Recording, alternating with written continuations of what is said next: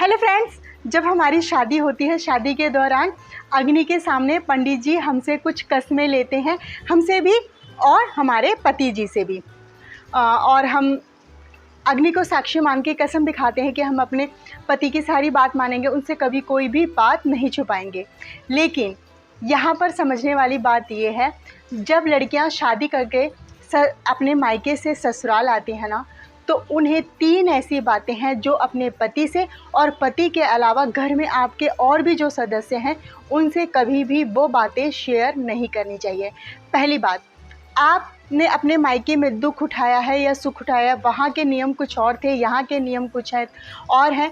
आपको अपने मायके की कोई भी ऐसी बात, कोई भी ऐसा लूज़ पॉइंट जो आगे चल के जब भी आपका और आपके हस्बैंड का मन मुटाव हो या परिवार के किसी और अदर पर्सन का मन मुटाव हो, तो उन बातों को वो तानों के रूप में आपके ऊपर प्रयोग करेंगे।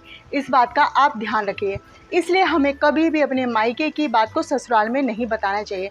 और दूसरा, अगर हम छोटी छोटी बात, हर एक बात अपने पति से बताएंगे, कोई भी बात को हम हजम ही नहीं कर पाएंगे, तो पति का भी विश्वास हमसे उठ जाएगा और वो भी अपनी कोई भी इम्पोर्टेंट बात आपसे नहीं बताएगा, कोई भी सीक्रेट बात आपसे नहीं बताएगा, क्योंकि उसको ये मन में इसके हलचल रहेगी, ये इसकी तो आदत है हर जगह बातों को फैलाने की।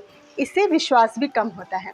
और नंबर 2, दूसरा पॉइंट है हमारा, अगर आप वर्किंग लेडी हैं और अगर वर्किंग लेडी नहीं है, आप हाउस वाइफ हैं, तो भी आप कुछ पैसे जो हैं अपने पास बचा कर रखिए और उन बचाए हुए पैसों को आप कभी भी पति को मत बताइए, क्योंकि पति को जब भी ज़रूरत पड़ेगी वो आपसे पैसे मांगेगा और आप नहीं देंगी और फिर उस बात को लेकर घर में कलेश होगा। मान लीजिए आप हाउस वाइफ है, तो बोलेगा पति कि भाई मेरी ही तो कमाई है, तुमने मेरी कमाई से ही तो बचा के रखा है, अब मुझे चाहिए, अभी दो। और आप बोलेंगी नहीं, मैंने बहुत मुश्किलों से अपने खर्चों में कटौती करके बचाया, मैं नहीं दूंगी। तो उन बातों को लेके भी हमारे परिवार में कलेश हो सकता है। इसलिए अपना बचाया हुआ धन, पैसे कभी भी अपने पति को मत बताइए।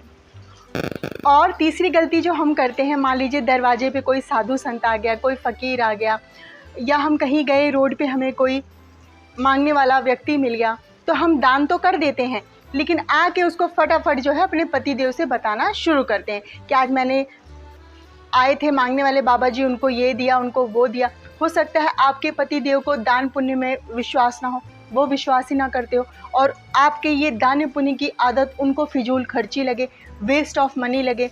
फिर आप क्या करेंगी? वो तो बोलेंगे ना, भाई मेरी कमाई को ये तो पूरा दान में उड़ाई जा रही है।